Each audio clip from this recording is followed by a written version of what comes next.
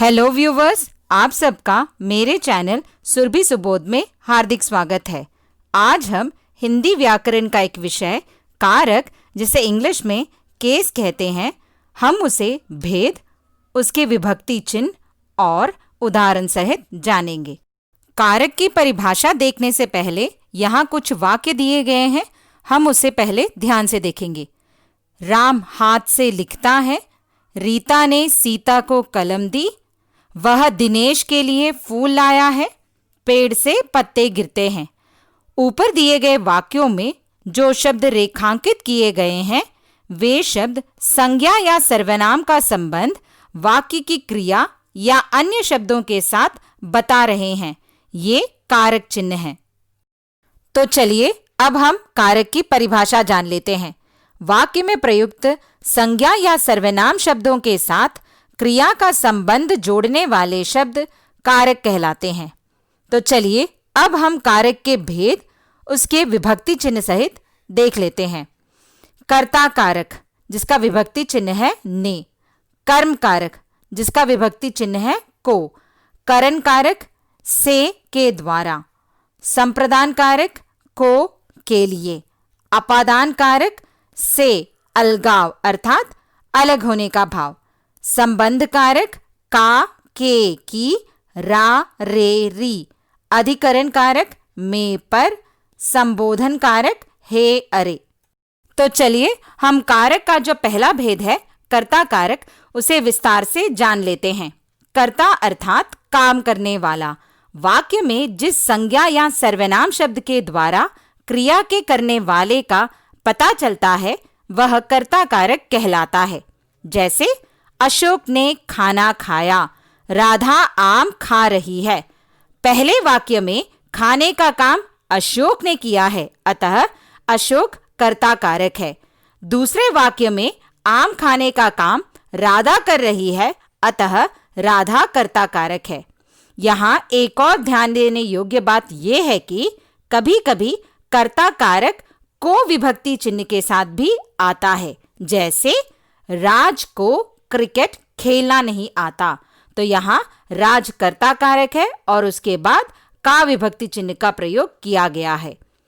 कर्मवाच्य और भाववाच्य में कर्ता के साथ से, द्वारा, के द्वारा का प्रयोग किया जाता है। जैसे रवि से खेला नहीं जाता, किसान के द्वारा बीज बोए गए, अध्यापिका के द्वारा गृह कार्य जांचा गया। तो यहाँ कर्ता के बाद से के द्वारा का प्रयोग किया गया है, लेकिन ये कर्ता कारक ही हैं। अब हम कारक का जो दूसरा भेद है कर्म कारक, उसके बारे में जानेंगे। वाक्य में जिस व्यक्ति अथवा वस्तु पर क्रिया का फल पड़ता है उसे कर्म कारक कहते हैं। जैसे राम पत्र लिखता है, अशोक ने दीपक को कलम दी। तो पहले वाक्य में क्रिया का फल पत्र पर ही पड़ रहा है, अतः पत्र कर्म कारक है। दूसरे वाक्य में क्रिया का फल दीपक पर पड़ रहा है, अतः दीपक कर्म कारक है। यहाँ कुछ ध्यान देने योग्य बातें ये हैं कि अप्राणीवाचक कर्म अर्थात नॉन लिविंग ऑब्जेक्ट के साथ को का प्रयोग नहीं होता। जैसे बच्चा सेब खाता है। इस वाक्य में सेब अप्राणीवाचक कर्म है, इसलिए को का प्रयोग नहीं किया गया है, लेकिन ये कर्म कारक ही होगा। कभी-कभी वाक्य में दो कर्म भी प्रयुक्त होते हैं। जैसे सुधा ने रमा को साड़ी दी, तो इस वाक्य में रमा और साड़ी दोनों ही कर्म कारक हैं। तो चलिए अब हम कारक का जो तीसरा भेद है करण कारक, उसके बारे में जानेंगे। क्रिया को करने में जिस साधन का प्रयोग होता है वह करण कारक कहलाता है। करण कारक की विभक्ति से है। जैसे राम कलम से लिखता है, राधा ने चाकू से सब्जी काटा। तो दिए गए वाक्यों में राम लिखने का काम कलम से कर रहा है और राधा सब्जी काटने का काम चाकू की सहायता से कर रही है, अतः कलम से और चाकू से करण कारक हैं। तो चलिए अब हम कारक का जो चौथा भेद है संप्रदान कारक, उसके बारे में जानेंगे। कर्ता जिसके लिए कोई कार्य करता है या जिसके लिए कुछ देता है, इसका ज्ञान कराने वाले शब्द को संप्रदान कारक कहते हैं। संप्रदान कारक की विभक्ति को या के लिए है। जैसे मां ने बेटे के लिए फल खरीदे। इस वाक्य में मां बेटे के लिए फल खरीदती है। दूसरा वाक्य, बच्चे को मिठाई दो। इस वाक्य में बच्चे को मिठाई दी जा रही है, अतः बेटे के लिए और बच्चे को यहां संप्रदान कारक हैं। तो चलिए अब हम कारक का जो अगला भेद है अपादान कारक, उसके बारे में जानेंगे। जिस संज्ञा या सर्वनाम शब्द से अलग होने का भाव प्रकट हो उसे अपादान कारक कहते हैं।